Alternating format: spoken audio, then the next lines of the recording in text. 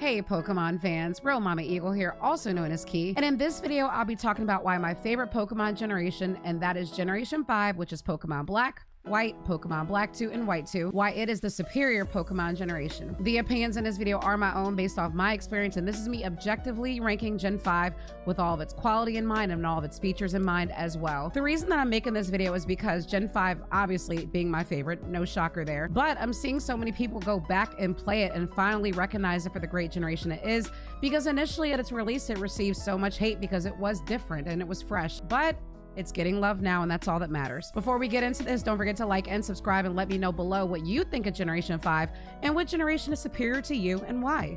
Now let's get started. One of the things I love most about Generation 5 is that it was a soft reboot, and it's something we badly needed after Gen 4. I say this with the utmost respect to Gen 4, and it's one of my faves, but Gen 4's Pokedex was basically a bunch of Pokemon from old gens getting a new evolution. Gen 5 gave us a whole new fresh dex and then some. Obviously, there's designs that the fandom deemed popular to hate, like Vanillix and Garbodor, but they're, to me, designs that embody the Unova region well, and I think they did a good job ultimately with them. Now, Gen 5 does have some good designs and superior, and I love Pokemon like Meloetta, Keldeo, I love Victini, I love the Dragon legendaries. I think they're fantastic along with Kyurem. I think that there's a lot of Pokemon that really don't get enough credit for being so well designed. Minxiao is still one of the most beautiful, majestic fighting Pokemon designed to me. You have Haxorus, which is an amazing dragon Pokemon. You do have Zebstrika, which is a electric Pokemon with fire versatility. So this dex had a lot to offer, but people focus on the negative. Now, I know Fungus and Amoonguss are trash. We can just say that. It's totally fine. And ultimately, a lot of Pokemon in this dex drew inspiration from Gen 1, but a lot of people were mad because they couldn't use the same Pokemon over and over. Gen 5 forced you to be different and step out of your comfort zone, and that's what made it so special. There's so many Pokemon in the dex, you can play it over and over and literally use different Pokemon each playthrough because it's so versatile. That's what made it really great. And then they rewarded you in post-game by making older Pokemon available, which I thought was pretty neat. Generation 3 and Generation 4 walked so Gen 5 could run with this, but Gen 5 perfected it, and that is the fact that gym leaders have lives, jobs, and are actual human beings. In Gen 5, these gym leaders have so much personality, they're doing so much, they're out and about, they're not just in their gyms waiting for you to battle them, but they have careers, and it's so amazing. You have the chefs in the first city working in a restaurant, which is amazing. You have Lenora, who works in an art museum. You have Berg, who's an artist, Elisa, who's a model, Clay, who's in construction and is a sheriff. You have Skyla, who's a pilot, Bryson, who's a movie star. There's just so much versatility, and these all play such an integral part in the story. They help you out in Dragon Spiral Tower. They all show up to help you.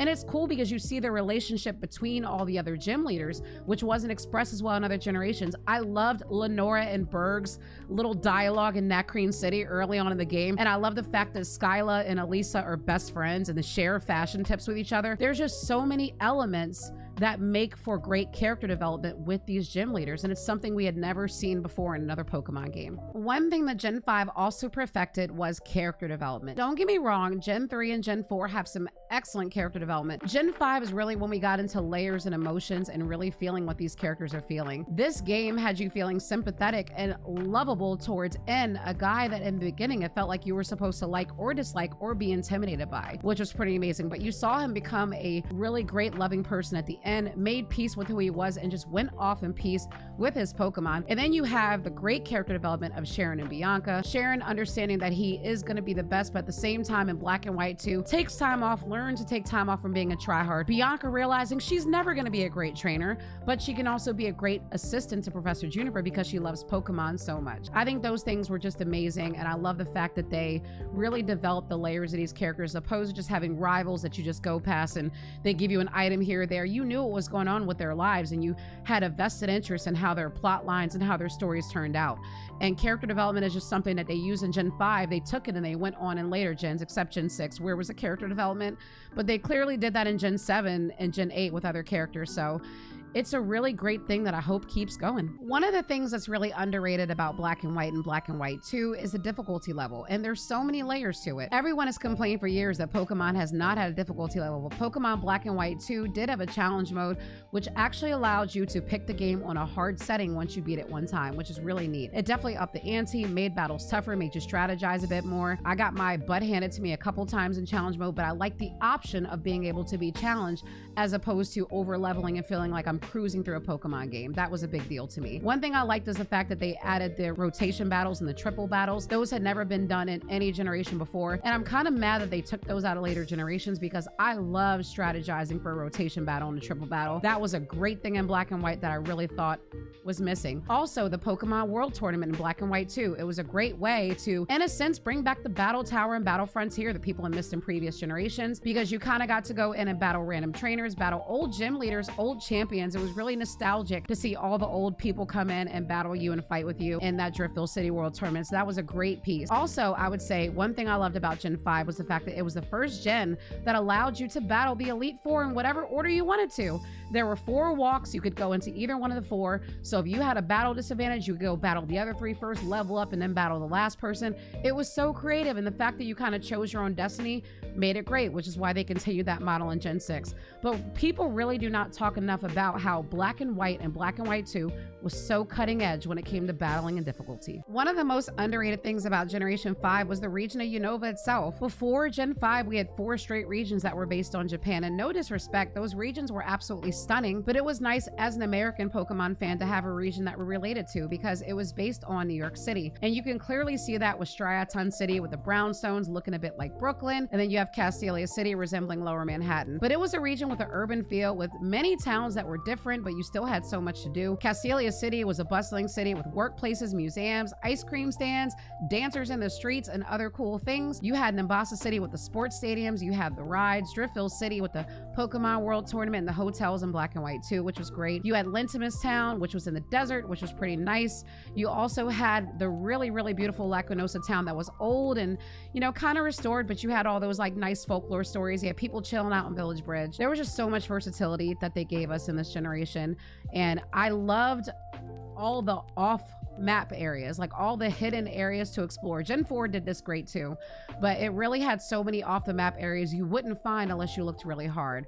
Unova is definitely underappreciated and so much fun to explore every time I play. Gen 5 introduced to me still the best story in the entire series, and that's because it's a story that is in 2 parts. Obviously, Gen 4 and Gen 3 and Gen 7 are generations with superior stories, so I definitely don't want to take away from them. They're all fantastic too, but Gen 5 to me just had so many layers between the events of Black and White and the events of Black and White 2. There's the whole build up with N and Team Plasma and Black and White, and just the legendary N taking over the dragons, you saving all the cities, you bonding with the gym leaders. And then in Black and White 2, they take things up a notch where N has actually disappeared for some time, and then Getsus goes completely wild after the events of Black and White, and he pretty much wants justice, even though Team Plasma, some members actually disbanded because they were disgraced by their actions in the first part of the game. But what really took it off for me was the fact that Team Plasma just went completely bonkers. They literally shot down ice in multiple towns and made a complete mess of things. And you had the Shadow Tribe, you had the development with Barry. You just had a great story from point A to point B that really embodied the spirit of the region of Unova.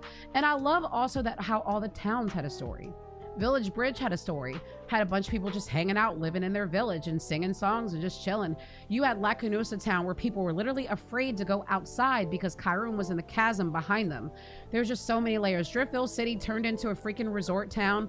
There was literally town development and the story development as well. Seeing all the changes in that 2-year span, which is completely amazing to me, but it is the most layered story in a Pokemon game. Whenever someone asks me to recommend them a Pokemon game, they're like, which version's better, Key? And I'm just like, just pick the box art legendary you like better and go. Because before Gen 5, we really didn't have many notable version differences between the 2 main versions, but you know, Gen 5 changed that for the better. So one thing I love about Gen 5 is that if you're playing Pokemon Black, you had access to Black City. You play Pokemon White, you have access to White Forest. 2 different towns that had totally different appearances in each version, different events depending on the time of day, which I thought was super neat. One of my favorite version differences was the appearance of Oplicid City in either version.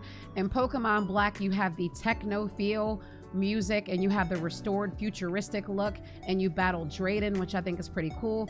In Pokemon White, you have the old preserved look in a sense, and then you have like the ballad music over the town, and you battle Iris in the gym instead. So legitimate version differences, and obviously inspired them to do better version differences in later generations. But I like the fact that for once you didn't feel like you were actually playing the exact same game, whether it was either version. And that's kind of how I felt with previous Pokemon games. They kind of followed up on the same version differences in Black and White too, as far as the different versions with the towns and making a few minor tweaks here and there, but I thought Gen 5 executed that perfectly. That was a mouthful, but I was able to articulate why I think Gen 5 is the best, at least in my opinion. Let me know in the comments what you like and dislike about Gen 5, and let me know what generation is superior to you. Keep in mind, all of our opinions are just that. All opinions are valid. And I always say, as long as you've played the game, have experience playing the game, nothing wrong with critiquing a game at all. My issue more so is I see opinions about Gen 5 from people who have never picked it up, and how can you criticize a game you've never actually played? I recognize that there are people that haven't had the chance to. No time like the present. Start with Black and White, then go to Black and White 2. Come back, let me know what you think, because I would love to know. Don't forget to like and subscribe as well, and ding that bell so you know when videos are up.